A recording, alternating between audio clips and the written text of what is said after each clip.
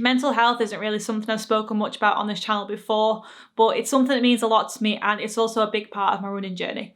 Like millions of people around the world, I do suffer from mental health, but there's 3 significant times in my life that really stand out to me, and I want to share them with you today. One of my worst experiences with mental health was when I first started high school. I was 11 years old. I'd just come from a small primary school where I was quite popular with teachers. And I remember being in a PE lesson and I was throwing a ball around, and the teacher literally shouted at me across the sports hall, like saying something like, "You stop messing around," or whatever it was. And that completely changed my school life for 3 to 4 months.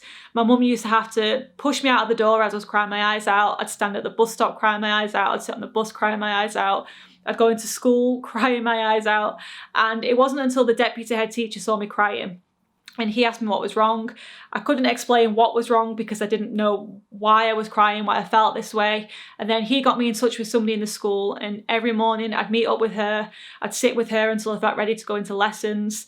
And that lasted for 3 to 4 months until I met up with her 3 times a week, until it was just Monday mornings. And seeing her really, really helped. And without seeing her, I don't know if I'd have actually properly got over it. I mean, that was I think that was like 14 years ago.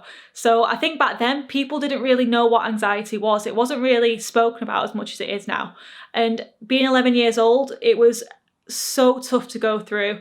I remember going to bed just dreading the next day. Sunday nights were just awful. And because I couldn't fully explain how I was feeling and I didn't know why I felt that way, it was just an awful time to go through. Like, not only just for me, but for mum and dad having to see me leave them having to push me out of the house. It must have been terrible for them. So if you know somebody that's experiencing something similar, whether you feel that way at work, at school, at uni, make sure you speak to someone, because if I hadn't got the help that I didn't know I needed, I genuinely don't know if I would have got over it. So talking, helping people, just having the time to just sit down and talk with someone who may be going through something similar can completely change their lives. And they might not know that at the time, but eventually they will, or hopefully, get over it. The second time in my life was growing up when I was a teenager, and more specifically when I was 16.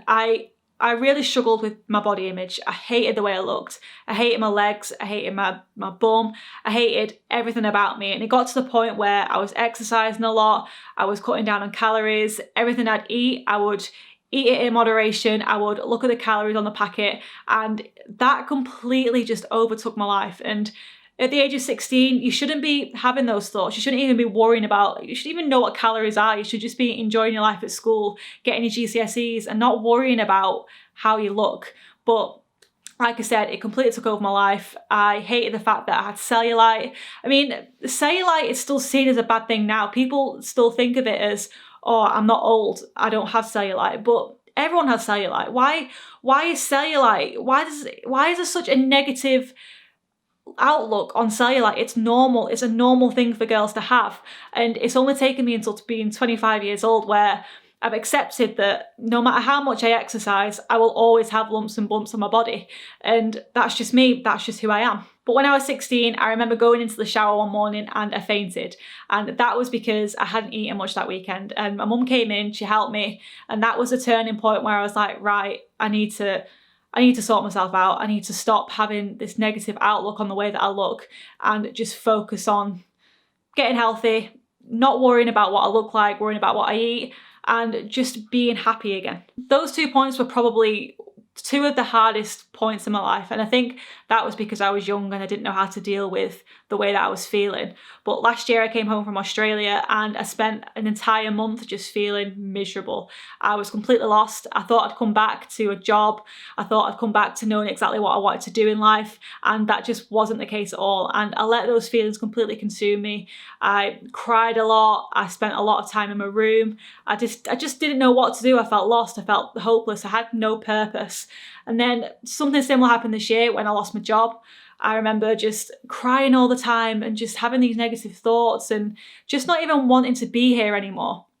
But something I realised this year is when I go through these hard times, when I go through these low points, I always seem to turn to running.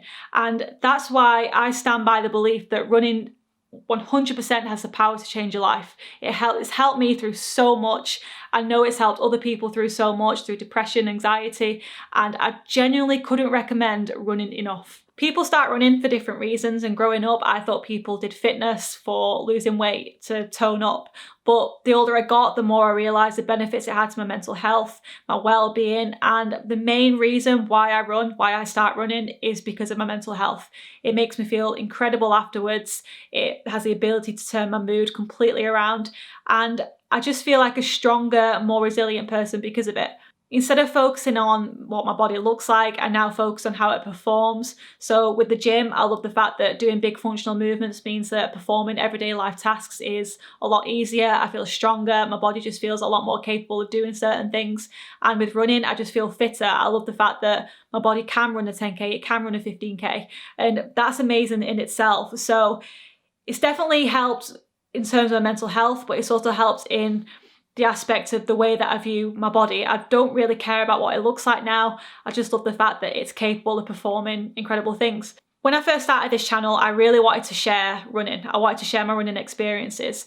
And the longer it's gone on, the more I've realised that I want to encourage people to start running. I want people to do it for them, for the mental health, to realise that you don't have to run far, you don't have to run quick, you don't have to worry about what's on your watch. You're literally doing it to get outside in nature, you're doing it to surround yourself with positivity, to get out there and to just try something new and to do something that completely clears your mind and helps you in the long term. So if anyone comes to this channel and they feel like that and they want to start running, I feel like this channel has been completely worth it, and I really do hope that it does encourage people to start running. It does encourage people to try different things in the gym, to have a completely different view of fitness and to make it a little bit more fun, to make it mean more than just the way that you look. And if you're currently struggling, don't be afraid to talk to someone.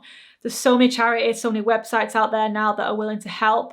With everything that's happened this year, there's so much advice out there now, so please don't suffer in silence.